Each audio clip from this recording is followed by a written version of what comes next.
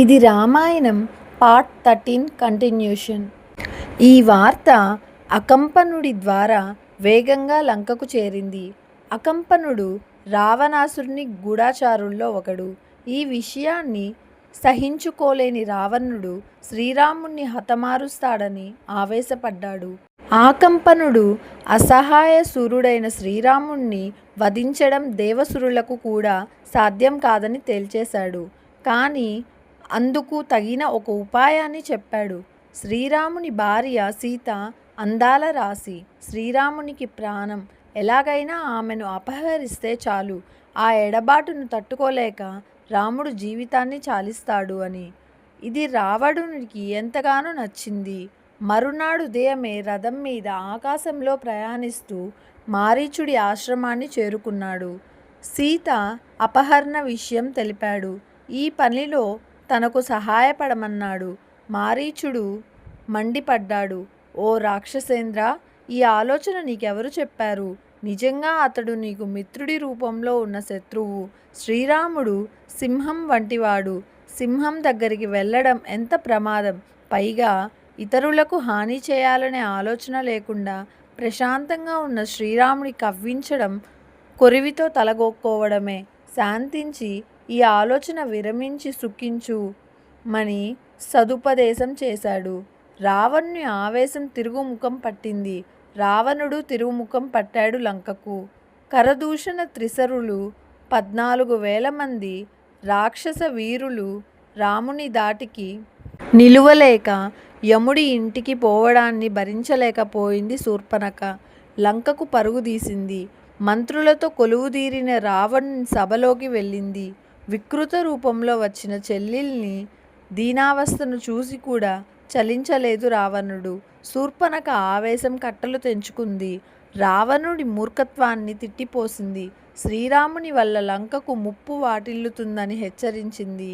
సౌందర్యవతి అయిన సీతకు తగిన భర్తవు నీవేనని రావణుడితో కొత్త ఆశలను రేకెత్తించింది. ఒకవైపు మారీచుడి మాటలు, మరొక వైపు శూర్పణఖ పలుకులు లంకేశుని మనసును కుదిపేస్తున్నాయి. అయోమయంలో పడ్డాడు. సీతాపహరణంలోని మంచి చెడులను ఆలోచించాడు. శ్రీరాముని బలంతో తన బలాన్ని పోల్చుకున్నాడు. చివరకు సీతను అపహరించడానికే నిశ్చయించుకున్నాడు. రావణుడు మళ్ళీ మారీచుని దగ్గరకు వెళ్ళాడు. సీతాపహరణకు బంగారు లేడిగా మారి సహకరించమన్నాడు. ఆ ఆలోచనలు విరమించుకోమని లంకేశుణ్ణి పరివిధాలుగా నచ్చజెప్పి చూశాడు మారీచుడు. విశ్వామిత్రుని యాగ సంరక్షణ సందర్భంలో రామబాణం రుచి ఏమిటో తాను తెలుసుకున్నానన్నాడు. మారీచుడి మాటలను పెడచెవి పెట్టాడు రావణుడు. మూర్ఖులకు హితబోధులు చెవికెక్కవు. నేను చెప్పినట్లు చేయకుంటే నా చేతిలో నీకు చావు తప్పదని హెచ్చరించాడు రావణుడు. ఆశ్రమానికి వెళ్ళే శ్రీరాముడు చంపుతాడు, వెళ్ళకుంటే రావణుడు చంపుతాడు. ముందు నుయ్యి వెనక గొయ్యిలా ఉంది మారీచుడి స్థితి. చివరికి ఒక నిశ్చయానికి వచ్చాడు. రావణుడితో నీ చేతిలో చావడం కన్నా శ్రీరాముని చేతిలో చావడమే నయం, నా జన్మ తరిస్తుందని తేల్చి చెప్పాడు. మారీచుడు బంగారు లేడిగా మారి శ్రీరాముని ఆశ్రమ ప్రాంతంలో తిరుగుతున్నాడు.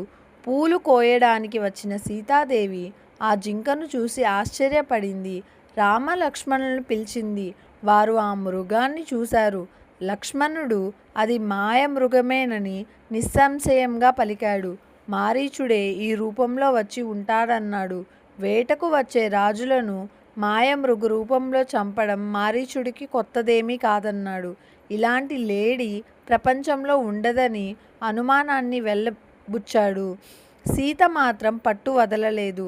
తనకు అదెంతో నచ్చిందని తీసుకురావాలని కోరింది. తెస్తే ఆశ్రమంలో క్రీడా మృగంగా ఉంటుందని, అయోధ్య చేరాక అంతఃపురానికి అలంకారం అవుతుందని ఆశించింది. To be continued in next part.